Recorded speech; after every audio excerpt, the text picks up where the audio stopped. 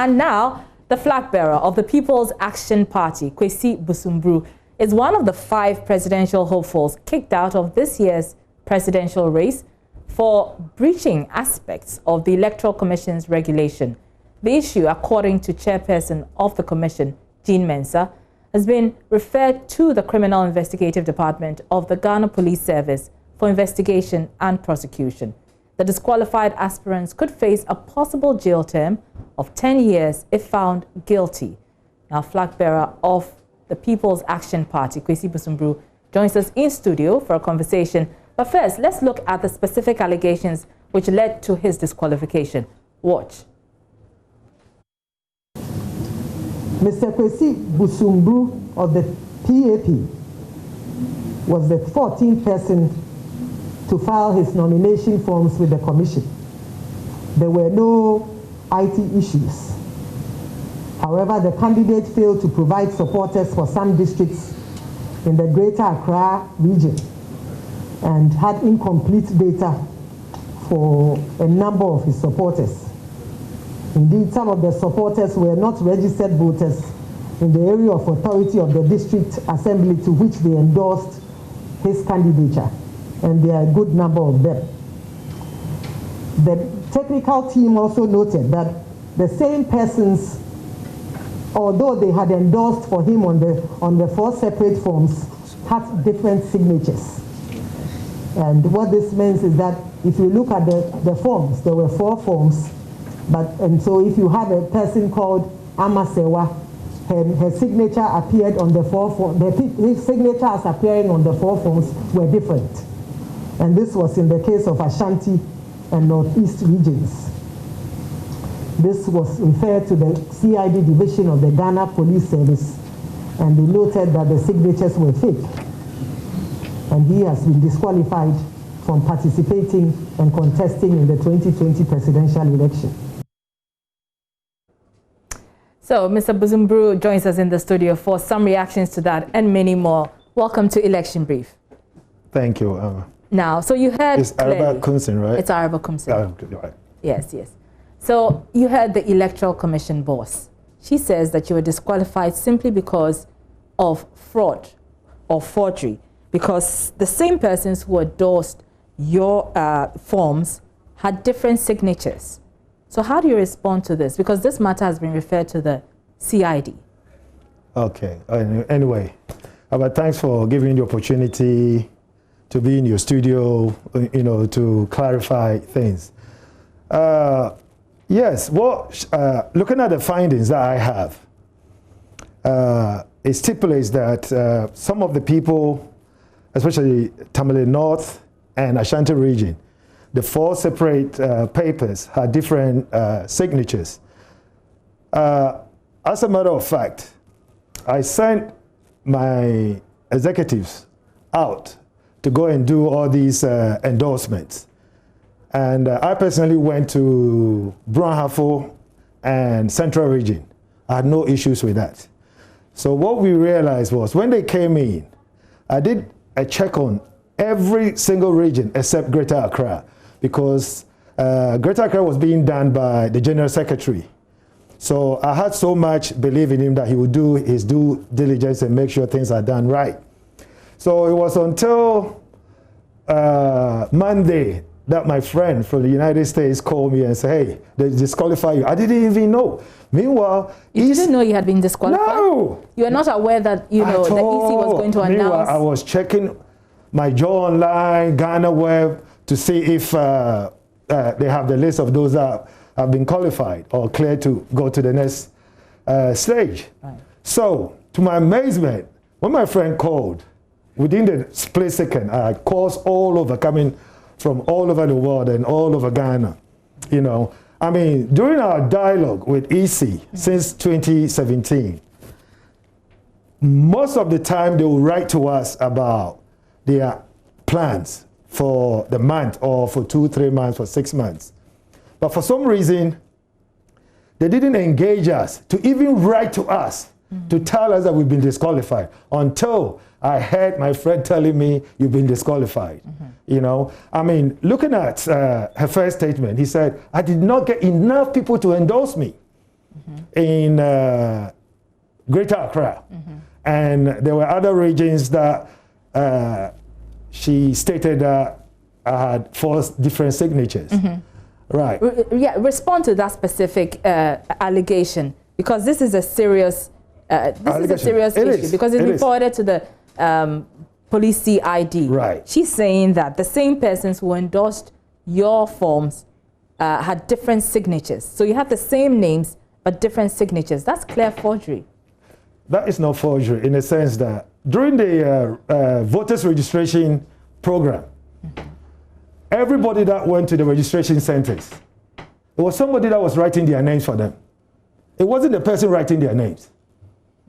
It was an EC person that was writing the names of the citizenry.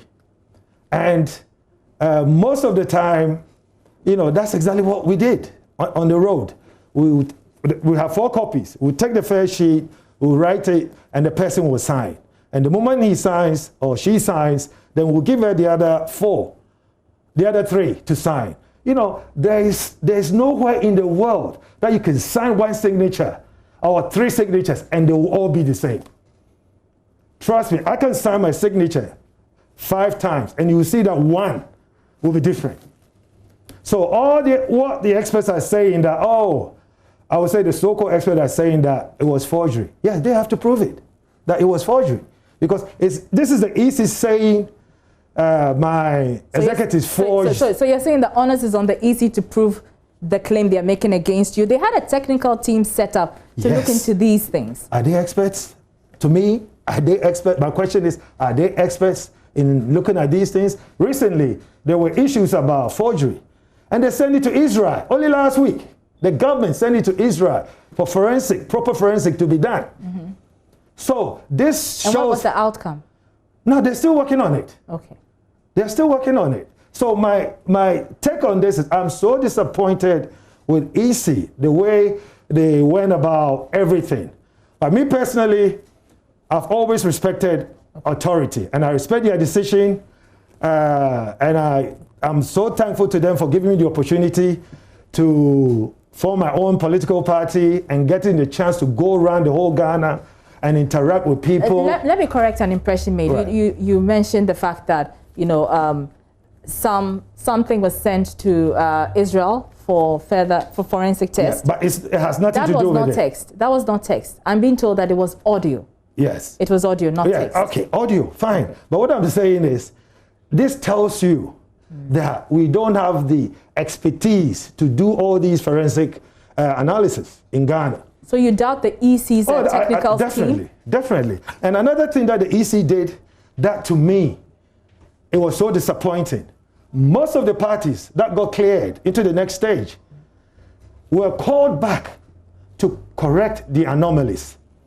And if you remember 2016, we had an issue with the same people, endorsing 2 or 3 parties. It went to the Supreme Court, it went to the Appeals Court, and the Appeals Court ruled in favor of the parties. But EC they were not satisfied, so they took the case to the Supreme Court. And the Supreme Court ruled that they should give the parties the chance to go and correct their mistakes. Right. So this is the Supreme Court. The moment the Supreme Court rules on anything, any case, right, it becomes precedent. And if the case arises again, they have to follow the same process. So essentially you're saying you were not given an opportunity to correct I wasn't given any opportunity. But meanwhile, Yariga was given opportunity to even return some of his form on Saturday, after the deadline. After the deadline.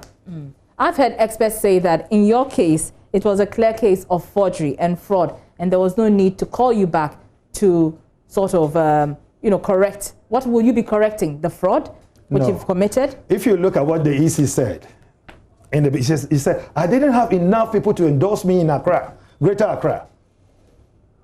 And those 4 names and signatures that they're talking about, if we were to get the experts, let's say FBI or CIA, to come down to Ghana and even look at MPP and NDC documents, they will see that they did the same thing.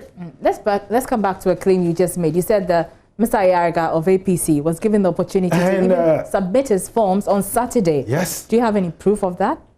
No, we were told. I went to EC yesterday and I was told that they... You were told by who? By Dr. Shibo Kweku. Okay. You know, that... We cannot independently verify this, but we will be checking. They asked most of these people to come back and correct their mistakes. I filed on Friday around 2 o'clock, right? And that's the part that I blame myself. I wish I did file on Monday because I would have had a chance to go back and correct the anomalies. But because I filed around 2, and by the time they went through the independent verification, there are 4 panels that would do the independent verification. They went through and told me, oh, you are missing Central Region. You need to voters ID card and signatures, which I called the founding father in Central Region, and he was able to provide me with those details. And it was done on that Friday. Right. Right. And even though they pointed a few uncompleted slots in the on the form on Greater Accra, I said to them, well, it's so many that I won't be able to correct them now because the deadline is 5 p.m. Right. So Sribo Kweku said, we'll look at it, send it to the IT department, and we will call you if there's any anomalies to come and correct them. And I didn't have the chance or even the opportunity to go out there and correct those mistakes. But the point I'm making now is that they are insisting that it was fraud that you committed, which is why they have, you know, transferred the matter to the police CID. Wow. So the question, the insistence by some experts is that there's no need to call back candidates or aspirants who have engaged or found to have been engaged in some sort of fraud in this process, which is why you have not been called back. That is the view of some experts on this particular matter. Right. But let's come to what you are going to do. Be it as it may, the EC has, you know, referred the matter to the police CID. What are you going to, what's your next line of action? Because clearly, I mean, if you're found guilty, you know you could face up to 10 years in jail. I totally agree with you, but my point that I want to make right now is, since I was disqualified, I've never had any interaction with the CID. I've never been invited to come to the police headquarters. They've never served me any notice as to what charges or as to pertaining to the fraud that they have said that has occurred within my party. So as far as I'm concerned, looking at even the findings, it said you may be reported. It does not say you will be reported. It said, looking at the findings, I have it right here, to the police for further action. Other parties though, other parties like Kofi Kurantin and there's another guy, apparently the police or the CID called them. They called on them to explain to them why they have these anomalies on their forms. I have never been called. They've never served me any notice. So as far as I'm concerned, like I said earlier on, whatever decision that EC they've made, there's no point going to the appeals court. Okay, so you are, as it is, you're waiting for the police to call on you now? Yes. All right, okay, fine. Something has come to my attention. You mentioned that, you know, even on some of your forms, some of them were incomplete. Yes. So even if the case of fraud or forgery had not come up, you still would have been disqualified because you were unable to complete, you know, filling your forms. Right. That's totally true. But my point is, EC should have given me the opportunity to correct those anomalies, which they did not. EC as an organization, right, is run under the rules of Ghana. And they cannot just come and say, oh, you are disqualified because of XYZ. You know, and if you want redress, go to the courts. You know, like I said, look, I've accepted their decision and I respect that institution. And I wish nothing but good luck to the ones, the 12 that were cleared for the December 7th election. Okay. And I also wish, I pray that there will be, everything will go on smoothly during the December 7th election. Okay, all right. So, I mean, you don't have a chance to, you know, contest with the other 12, but you did put out your manifesto even before you filed your nomination. and I have a copy of it here with me. There's one particular issue that's of interest to me. You talk about 1,000 cedis rebate for all Ghanaians. And I'll just read verbatim. It says, it's just wrong that while millions of Ghanaian families are finding it difficult to pay their utility bills, fill up their cars with petrol, and also cover escalating day-to-day costs, big companies like the telcos, Zoomlion and Nestle are posting record profits. Under the Busumbru administration, a portion of big companies' windfall profits will be used to fund direct relief worth 500 cedis for individuals and 1,000 cedis for married couples. This will be paid with fully paid with 5 years of aid for profits tax on big companies. This is quite interesting. Right. 500 Ghana cedis for single people, yep. And then 1,000 cedis for married couple. What's the rationale of this if you rebate? Looking at our system here, I believe in I just don't like the fact that all these big companies that I've mentioned in my manifesto, they are the ones that are dictating the way our country is run. So if I understand you well, what you're going to do is levy these big companies. Yes. And the levies with their will be used windfall profit. And that money will be given to the working class families. Because if I take this money from them, then they will not have the chance to lobby by giving these two big parties the money to manipulate the whole system that we have in Ghana as a democracy. Because the more money these telcos or Zoomlion makes, then the harder it is for most Ghanaians to climb up the ladder. So by taking this tax windfall and giving it to the people, that is the way to go. And that will stop these big companies by buying their way into government and doing as they please. But how do you respond to those who may argue that isn't it better to focus on ensuring that the economy is robust rather than levying big companies to pay these rebates to married people and single people? For every system to work in a democracy, the more you allow big companies by giving money or lobbying and getting their way with the government, we are doomed to fail. And it's exactly what is happening.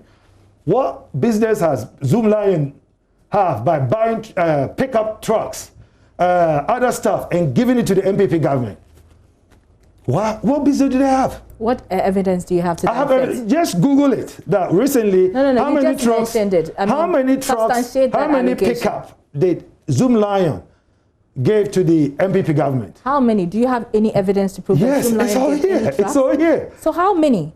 I can Google and show you to you right now. But you don't know. You don't have it at the tips of your fingers. I know it's there. Just if you can even ask your team to Google it, and they will tell you.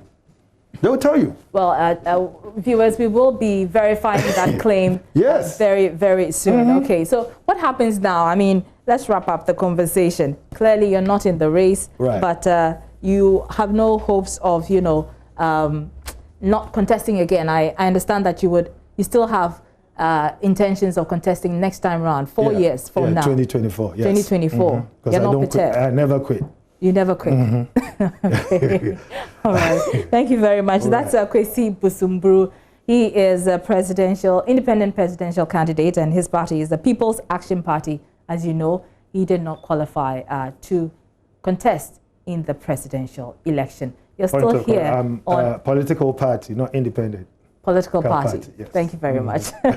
You're still here on Election Brief with me, Arabakum.